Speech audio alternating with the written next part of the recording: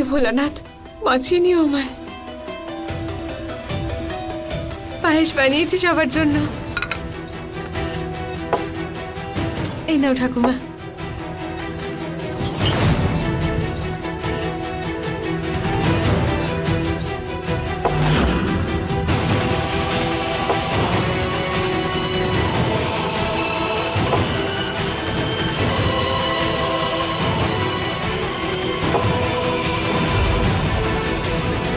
Thank you.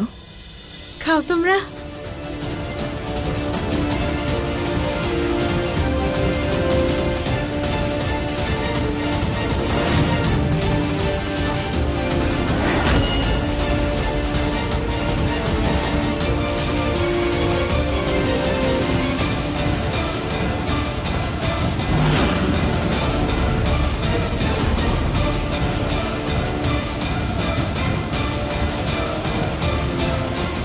এই পোকা মেয়েটাকে আমি বারণ করেছিলাম এটা বানাতে, কিন্তু তারপরও সবাইকে পায়েস বানিয়ে খাওয়াচ্ছে।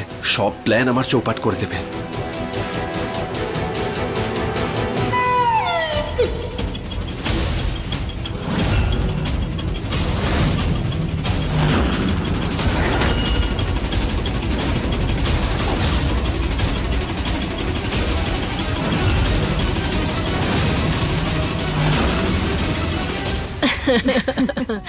বাহ, কি সুস্বাদু হয়েছে পায়েস, তাই না? আরে আমরা এর থেকে বেশি টেস্টি কখনো খাইনি।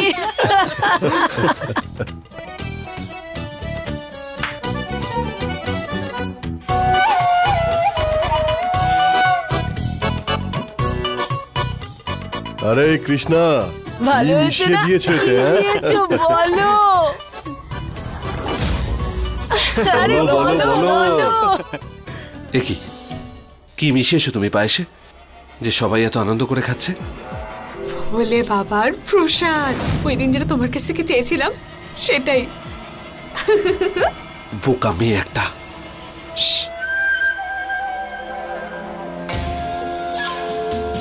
যাও, ডাকছি তোমায়।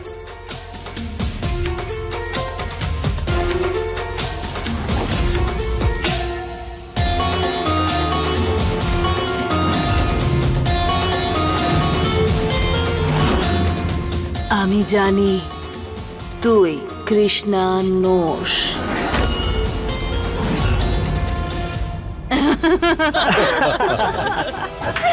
কিন্তু জানি না কেন আজ আমার সব কথায় ভীষণ হাসি পাচ্ছে। ভাগ্যিস ও জ্ঞানে নেই। তুমি পায়েস খাও, পায়েস খুব ভালো হচ্ছে খেতে।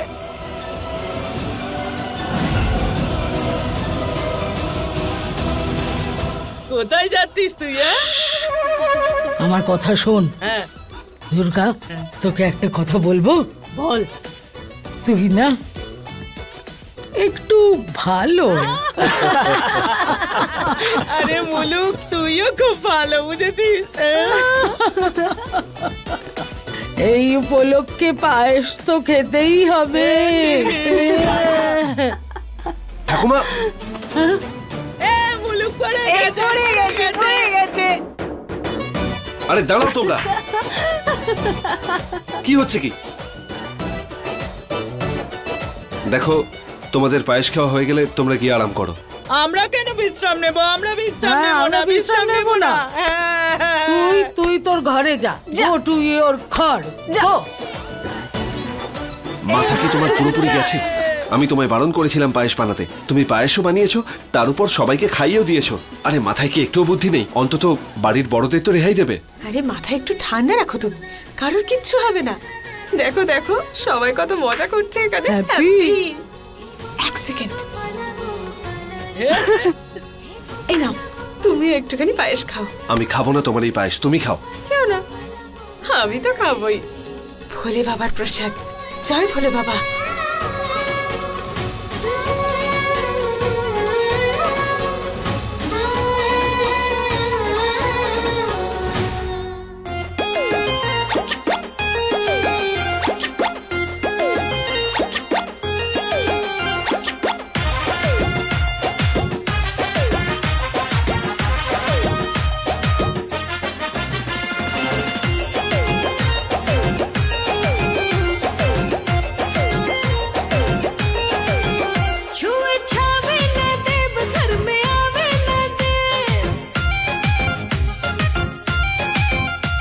আরে শান্ত হও তোমরা।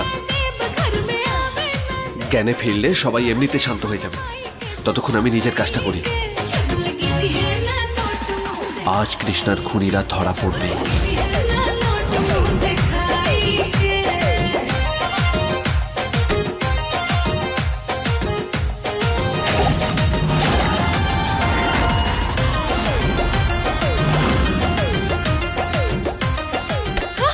মাথাটা কি পুরোপুরি গেছে?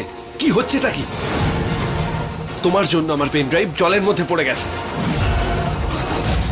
তুমি জানো এটা কত ইম্পর্টেন্ট ছিল আমার কাছে? Sorry sorry sorry. আচ্ছা ঠিক আছে। সরি।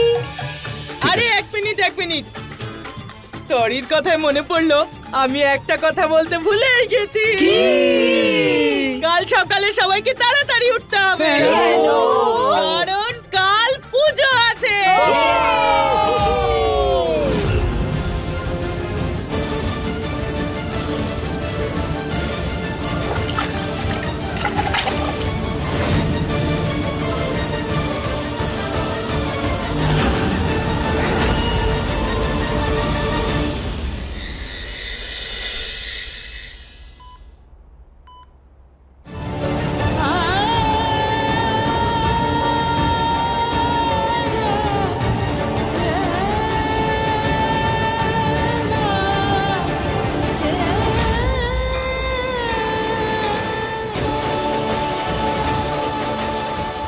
দেখো ঠাকুমা, ওর সঙ্গে সবসময় বসে থাকলে ও তো আর ঠিক হয়ে যাবে না। আর মেশিন তো লাগানোই আছে, ওর যদি জ্ঞান ফিরে আসে মেশিন আওয়াজ করবে আর আমরা জানতে পেরে যাব। তাহলে আমি কি করি বলতো? যখনই গোপালার কথা মনে পড়ে আমি ওর কাছে চলে আসি। জানি না, আমার মন শান্তি পায়। দেখ, আজ নয়তো কাল তুই গোপালার খোঁজ পেয়ে যাবি। এর পরিবারের খোঁজ পেলে আমি শিব ঠাকুরের কাছে পুজো দেব। ঠাকুমার একদিনের ব্যাপার, ওর ছবি একবার খবরের কাগজে ছাপা হলেই ওর বাড়ির লোকেরা ওকে নিতে চলে আসবে।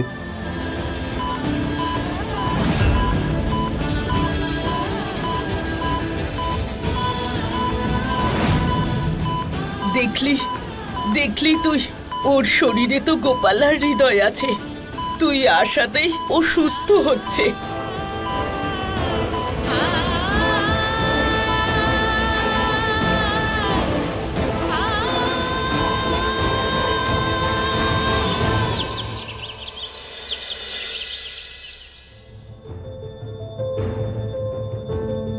যেমন প্রতি বছর কৃষ্ণা নিজের বাড়িতে অস্ত্রের পুজো করত, মুলুক তুই অনুমতি দিলে এখানেও কৃষ্ণা পুজো করুক? নিশ্চয়ই। কৃষ্ণা মা,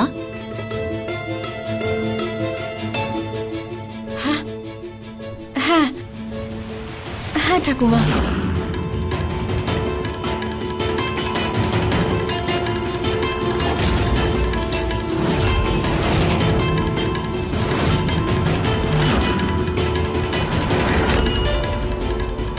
হে ভগবান, এসব পুজো টুজো তো আমি পারি না। এবার তো সবার কাছে ধরা পড়ে যাব।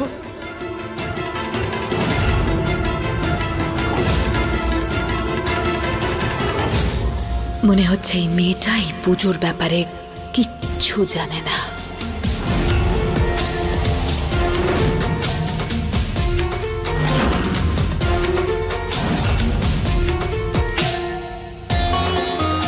কি হয়েছে কৃষ্ণা? আসলে আগের বার তো তুই এই পুজোটা পুরোটা একাই সামলে নিয়েছিলি, তাই না? কিন্তু এইবার যদি তোর কোনো সমস্যা হয়ে থাকে তাহলে কোনো ব্যাপার না, আমি বুঝতে পারছি, আমি করে দিচ্ছি রে। আরে না না, তুমি কেন করবে?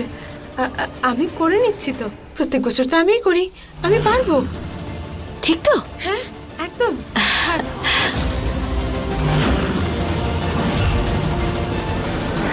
করে তো নেবো মহাদেব, কিন্তু তোমার সাহায্য ছাড়া কিচ্ছু পারবো না। তুমি কিছু করো প্লিজ।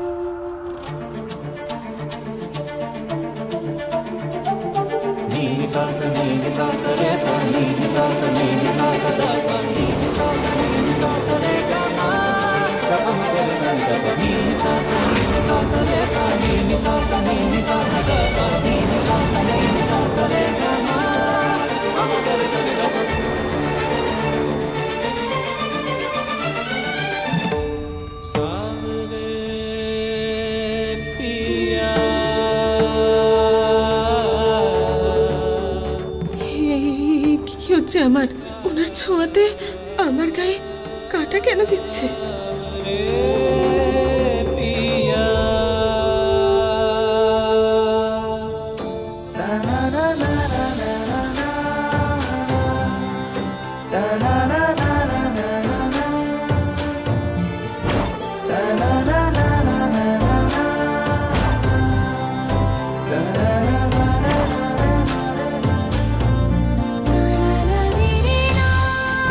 জানি না কেন আমি এই মেয়েটাকে ছুলেই আমার কৃষ্ণার কথা মনে পড়ে। হে মহাদেব, তুমি একমাত্র যে আমার সব প্রশ্নের উত্তর দিতে পারো।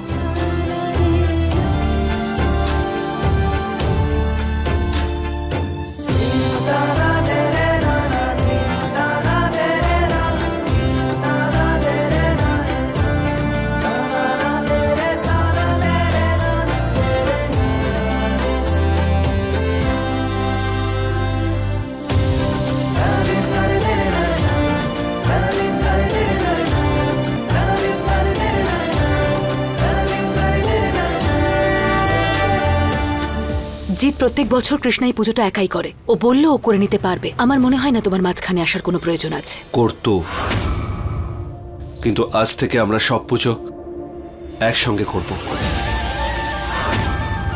তাছাড়া একেই তো স্বামী স্ত্রীর সম্পর্ক বলে গৌরী।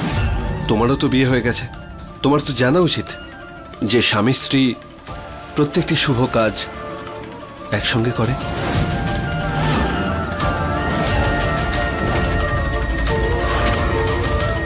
নাও তাড়াতাড়ি সবাই তৈরি হও, মন্দিরে তো যেতে হবে পুজোর জন্য, তাই না মুলু? হ্যাঁ, চল রেডি হই।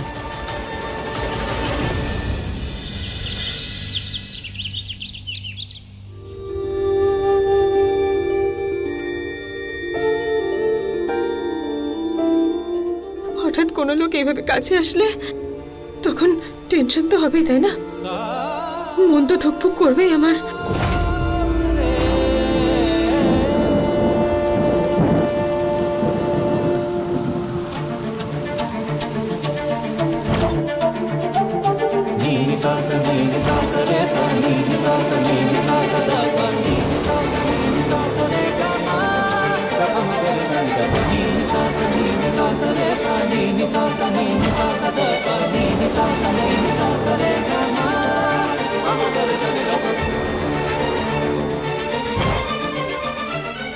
গোপালা, এই যে তুই ওনার বউ হওয়ার নাটক করে যাচ্ছিস না, এটাই তোর মাথার উপর চড়ে বসছে, এটাই, আর কিচ্ছু না। তুমি যেটা ভাবছো সেটা একদমই ঠিক ভাবছো। আমার মনে হচ্ছে এই নাটকটা সত্যি তোমার মাথায় উঠে গেছে।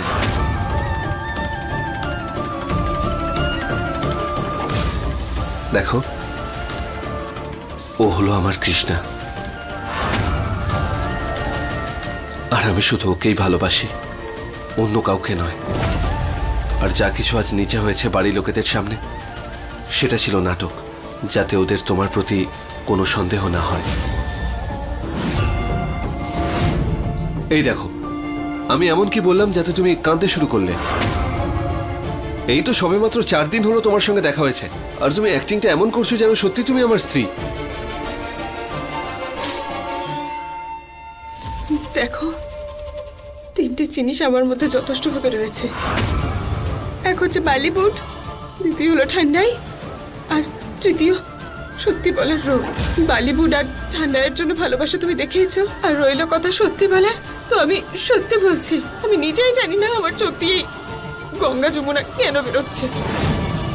আমি জানি না কেন তোমার কথা আমাকে এত কষ্ট কেন দিচ্ছে। দেখো মানে গোপালা, এই সমস্ত কথা বলে কাজ নেই। আমাদের যা কাজ সেটাই ফোকাস করি। এখন আমি পুজোর জন্য তৈরি হতে যাচ্ছি, তুমিও যাও।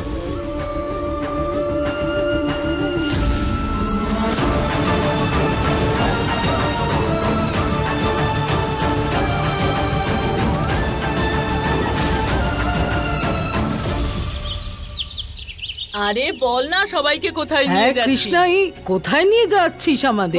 বলছি এসো তো আগে। আরে কৃষ্ণা দাঁড়া দেখ তোর কচুরির দোকান, তুই তো খুব পছন্দ করতিস। এটা খাওয়াতেই তো তোমাকে আমি এখানে আনলাম। আচ্ছা তাই? আরে তাহলে এখানে দাঁড়িয়ে আছি কেন আমরা? চলো গিয়ে কচুরি খাওয়া যাক। তুই আবার দাঁড়িয়ে দাঁড়িয়ে কি ভাবছিস? প্রত্যেক বছর তো তুই জেদ করতিস কচুরি খাবি, এখানে নিয়ে আসতিস আমাদের। নে আয় তাড়াতাড়ি, চল মুলুক বস এখানে? আরে খেয়ে দেখ একবার কচুরি, আমি বলছি আঙুল চাটবি তুই। নাও সবাইকে দাও, নে সব কচুরি খা। আরে মুখ কি দে, আরে কি আরে দেখছিস তুই? হ্যাঁ খা না। খাচ্ছি।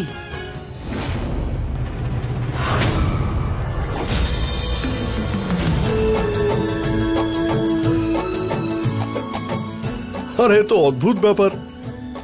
আরে দাদা, নিউজ পেপার যখন পড়োই না তাহলে নাও কেন? দেখো আজকের নিউজ পেপারেই তুমি লুচি দিয়ে দিয়েছো। রঘুবেন্দ্র, এখানেও তুই শুরু করিস না। আচ্ছা খা। আচ্ছা ঠিক আছে।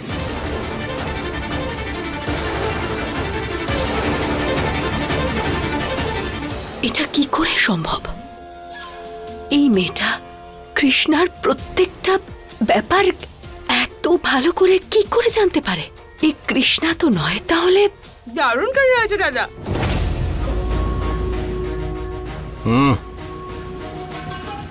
এবার বিশ্বাস হলো তো যে ওই কৃষ্ণা? দেখো না, ছোটবেলার স্মৃতিও তোমাদের মনে পড়ে গেল। খাও, পুরি খাও।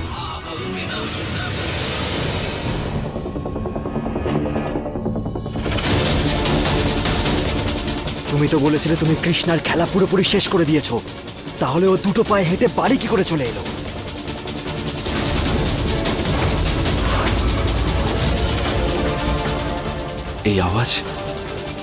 এই আওয়াজ কোথা থেকে আসছে? মনে তো হচ্ছে এটা কৃষ্ণের খুনির আওয়াজ।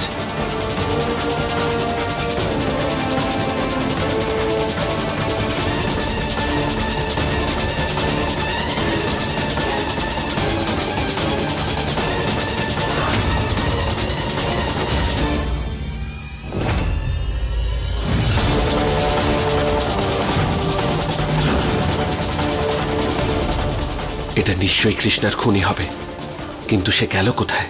আমাকে খুঁজে বের করতেই হবে।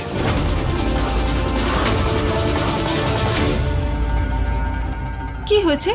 এদিক ওদিক কি দেখছো? পুজোর জন্য কেনাকাটা করতে হবে। চলো চলো চলো চলো। আরে পিসি, হ্যাঁ আমি- ঠিক আছে, পরে করবে। চলো চলো চলো যাও। আরে যাও তাড়াতাড়ি।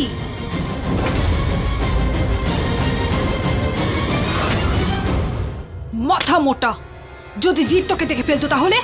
তোকে একটা কাজ দিয়েছি আর বলেছি একটু সতর্ক থাকতে। তুই তো জানিস জি তো চিলের মতো নজর রেখেছে। যদি একটু হিন্ট পেয়ে যায় না তাহলে সবকিছু শেষ হয়ে যায়। তুই যেখানে সেখানে ফোনে কথা আরে মা, বলছিস। শান্ত হও তুমি। জিৎ আমাকে দেখতে পাইনি। আমি তো ওই নতুন কৃষ্ণার ব্যাপারে ভাবছিলাম। ওর একটা বন্দোবস্ত করতেই হবে। ঠিক বলেছিস, কিছু একটা তো করতেই হবে, তাও খুব তাড়াতাড়ি।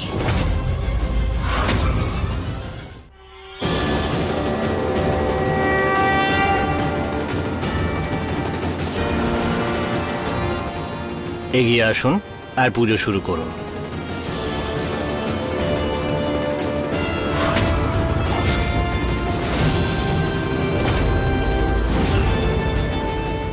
এবার যখনই এই কৃষ্ণা এই আরতির থালাটা তুলবে আর ট্রিগারে টান পড়বে, তারপর গুলি সোজা ওর বুকে।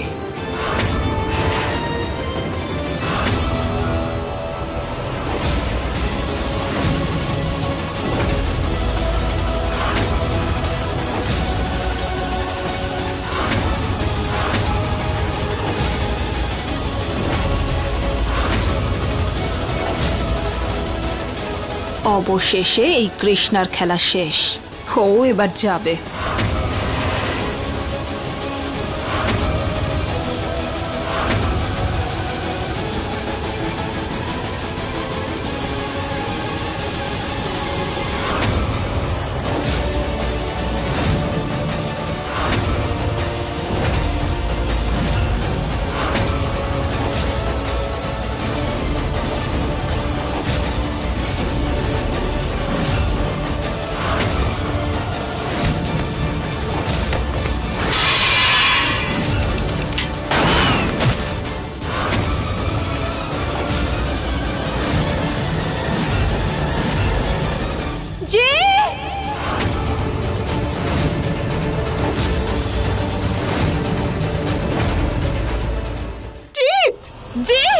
কি হলো জিৎ?